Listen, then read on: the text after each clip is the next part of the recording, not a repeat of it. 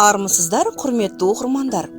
Шымкент қалалық көзі көрмейтін және әлсіз көретін азаматтарға арналған арнайы кітапханасы сіздердің назарларыңызға виртуалды кітап сөресін ұсынады. Замандарды жалғастырған заңғар.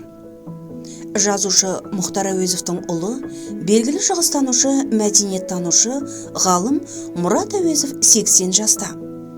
Мұрат Мұхтарұлы Әуезов, мәдениеттанушы, ғалым, дипломат, мемлекет және қоғам қайраткері, Қазақстанның еңбек сіңірген қайраткері, Тарлан сыйлығының лауреаты, филология ғылымдарының докторы, Қазақстан Республикасы журналистика академиясының академигі.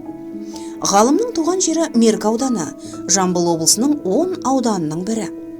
Қазақстан Республикасының оңтүстік шығысында Алатаудың бөктерінде орналасқан.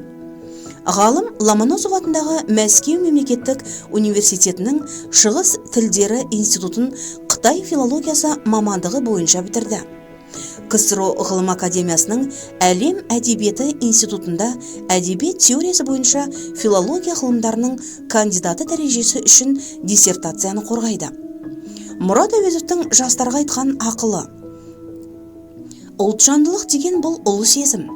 Адамды ажарландырып, нұрландырып, жігерлендіріп жібереді. Қазақ халқының саны тым аз. Сондықтан біз ұлттың сапалы болуын ойлауымыз керек. Ол үшін нағыз білім болу керек. Тек диплом алу үшін білім қуудың қажеті жоқ. Білімнің ұшан теңіз тереңіне бойлай білуіміз керек. Алаштың азаматтары 8 қырлы, бір сырлы болған. Оның сыры осы ұлтжандылық.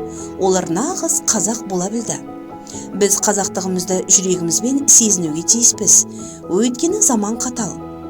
Қаламгердің өнегелі өмір сериясымен жарыққа шыққан кітабында өмірбаяндық мәліметтер, таңдаулы туындылар, замандастары мен әріптестерінің естеліктері, сонымен қатар мұрағаттық деректер мен әр жылдағы суреттер көрініс тапқан.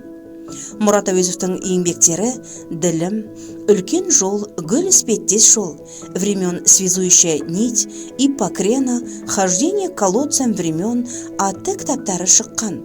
Және тағы да басқа көптеген деректі фильмдердің авторы.